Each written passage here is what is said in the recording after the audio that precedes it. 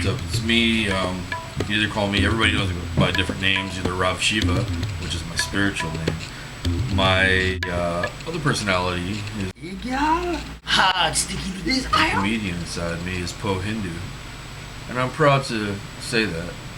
Because I believe that as human beings we have all these different aspects of ourselves, but people in society are afraid to actually acknowledge that, and that's why some people are very boring, if you haven't noticed. You know, they have no different aspects of themselves. There's only one, you know. And usually you're taught that, like, if you're working on a job, you're supposed to be this person, and sometimes that person carries from your job into your life, you know, and you go around thinking that's who you are. In reality, we don't know who we are, you know. And I think it's great to be able to have the ability to actually find ourselves, you know. Not just to play a role that somebody else has built for you, but to find who you are, what your role is, you know? What are you all about? And that's what I'm about. You know, I always tell people when I get angry, I have a quote, like my mantra, and I always tell people, let me be and go find yourself. You know? I always say that to people, let me be and go find yourself. Don't try to figure out who I am, figure out who you are. You know, and the more we all try to figure out who we are as people, the less we'll have any problems with anybody else, I feel. You know, because everybody's always watching everybody else. And I think that goes back to way back where Jesus said, don't judge other people, you know, judge yourself, really. And I kind of like adhere to that, and I believe in that a lot. One of the things I wanted to talk about was, I remember being in college, right? And this is not too long ago, actually, so I was in there with a lot of much younger people. They're about 18 to, I mean, you got 18 all the way up to like 50 or 60, man. That was in the class. The teacher himself looked like he was 110. And I remember the teacher was giving me the hardest time because anytime he asked a question that nobody else could answer, somehow I don't know how I knew. I would just raise, I've been like that since I was a kid. I just raised my hands and just spat out the answer, and finally he told me just give everybody else a chance. I said I did. I let them all try to answer, and then I answered. He says, well, you know, next time you don't need to answer. We've heard enough from you. And I was like, well, that's kind of personal now, you know what I mean? We've heard enough from you. All right, cool. So then, little by little, as I saw, this class is at Kingsburg Community College, so you have a pretty big mixture, but it was a lot more children of color in the class, or people of color. I said children of color. A lot more people of color in the class, and you have young adults inside there, like I said, between 18 and their 20s, early 20s, and that was made up the majority of the class. So their minds, when you're at that age, your minds are more impressionable at that time, and I think that a lot of these guys that teach psychology must know this. You know, you think that's part of the things that they study, so they know how delicate the mind is, you know.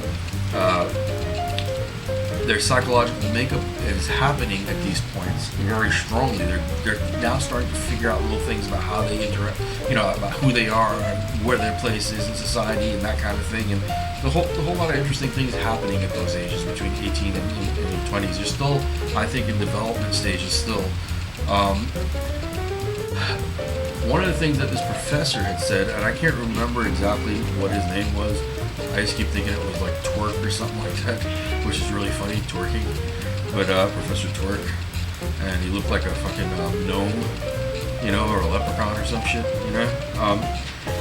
We were talking about, here's what we were talking about. We were talking about how a person that's physically built a certain way, this is what the professor was saying, like he was looking at things, a professional boxer could become Einstein, and everybody's like, no.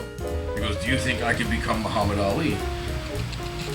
So everybody said no, right? And he says, exactly. Do you think a professional boxer could become Einstein? And everybody's like, no.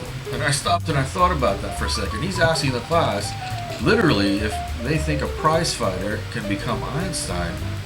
And he's telling them that the prize fighter cannot become Einstein, and that he couldn't become Muhammad Ali, and that he couldn't become like a boxer, you know, and or a prize fighter because of his stature and his build, and genetically he's this way.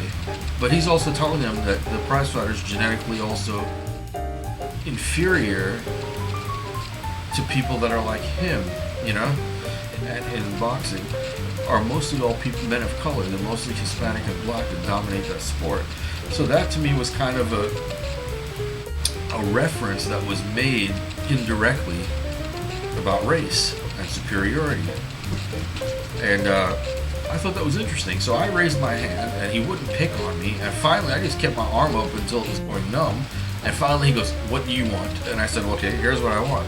I want to challenge what you just said. You just said that a prize fighter couldn't be like Einstein, and Einstein couldn't be like a prize fighter, right?" He's like, "Exactly. Do you have anything different to say?" I said, "Yes, I do." He goes, "Okay, well, go ahead." And then before I got to say that, he goes, "Class, what do you think?" He goes, "Oh, it's impossible." Well, the whole class was on his side, majority of them. A couple of them were skeptical, it looked like. I couldn't really see. But everybody got quiet. They wanted to hear what I had to say. So I said, well, here's how I look at it. Let's say Muhammad Ali didn't invent the atomic bomb, and he couldn't do that, and he couldn't invent, like, different things that, come up with the equations that Einstein came up with. But to me, personally, Muhammad Ali was the Einstein of boxing. Now, he didn't think of that. And when I said that, everybody got dead silent in class, and they all looked around at each other, and they all started staring at me. And I said, exactly, Muhammad Ali was the Einstein of boxing in his day, man. Muhammad Ali was the Einstein of boxing in his day, man. He was the atomic bomb in his shit, And when I said that, the class was just like, everybody's kind of looking at each other, started mumbling amongst the class. The professor got really angry, And he didn't say a damn thing. He goes, "Are you finished?" I said, "Yeah, I'm finished. I just have to state my case so you don't brainwash these kids." Or these, I keep saying kids. You don't have to brainwash these people inside here, But for me, I think that you have to create an environment of an open mind, for that mind to be able to flourish.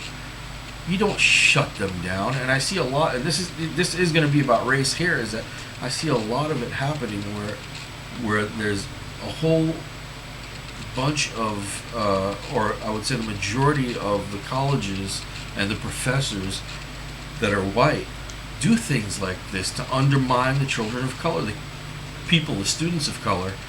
And I think that if they do it here in college, imagine what they do down further when they're in elementary, when they're in, kindergarten, elementary, middle school, high school. Just imagine what happens there when their minds are really impressionable. So, we already get it from the TV and from everything else in the world, but to get it in an institution with education, and I've seen it in almost every college I've been to, and it's pretty sad. It's just something that I had to talk about that hopefully you'll understand yourself. So until we talk next time, another cool topic coming up.